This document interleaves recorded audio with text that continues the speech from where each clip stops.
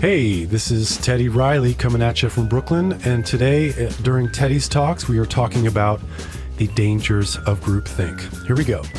Decision making is an important process in your company. How do you make these decisions? Do you make them on your own or in a group with several people? Let's consider you make your decisions within a group and find out why you need to be careful for the sake of your decision's outcome. Number one, what is groupthink? See, groupthink is a process of bad decision making within a group of people. The group's desire for consensus and congruence leads to an irrational or even unrealistic decision making outcome. See, no one from the group wants to create conflicts. There is no critical evaluation or alternative viewpoints from any of its members. Point two. The dangers of groupthink. Here we go. There are two dangers of groupthink. One being irrationality, two being inflexibility. If a group does not have functional mechanisms for adapting their common ideas, they will become a dogma, which can still exert strong and dangerous attraction. If a group is guided by an unrealistic dogma, it can lead to the demise of the group and therefore the failure of your company or organization. 3, factors and symptoms of groupthink. Okay, here's a couple of lists here to keep in mind the factors in it and the symptoms of. Okay, common factors that make groupthink a very likable approach are these. A high group cohesion. So you have close relationships and similarity in ideas and solidarity. Next, structural deficiencies of the structure of the group.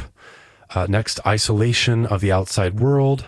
May seem like a good idea, but it's not. A dominant opinion leader within the group. Next, a missing objectivity of the leader. And then finally, deficient or missing rules for a systematic balance of action alternatives. So next we'll talk about common symptoms of groupthink. Here they are. The illusion of invulnerability and excessive optimism. The belief in the morality of your own actions. The extenuation of bad decisions in the past.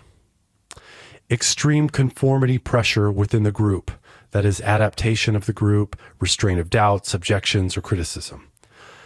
And then finally, the inner and outer pressure to unanimous decision-making. Bad for the group.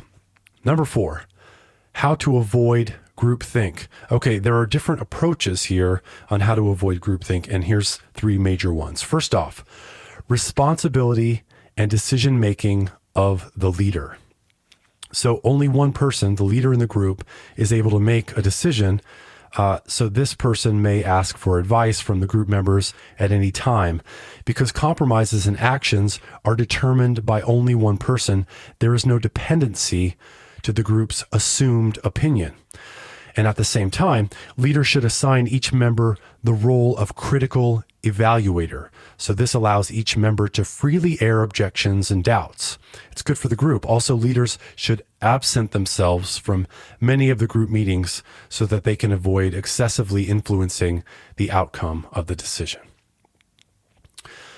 Okay, number 2 on how to avoid groupthink. Devil's advocate. At least one group member should be assigned the role of devil's advocate. I love this idea. I love being the devil's advocate, and here you have it. A devil's advocate is a person with an opposing attitude. Now, this should be a different person for each group meeting. A devil's advocate motivates group members to reason suggestions. The advocate's opposing attitude then takes away a lot of pressure within the group when it comes to the decision making. And the third way on how to avoid groupthink, structural changes. So your company should set up several independent groups that work on the same problem. Okay, group members should discuss ideas with trusted people outside of the actual group. As a group, be open to the outside experts. Invite them to your meetings and allow them to discuss with you. And finally, create anonymous feedbacks or online chats. Criticism can actually be done by any group member without them feeling responsible for the disunity. So there you have it, the dangers of groupthink and great ways to avoid it. You are with me, Teddy Riley, signing out here, and we'll have some more information for you on other topics coming up next time.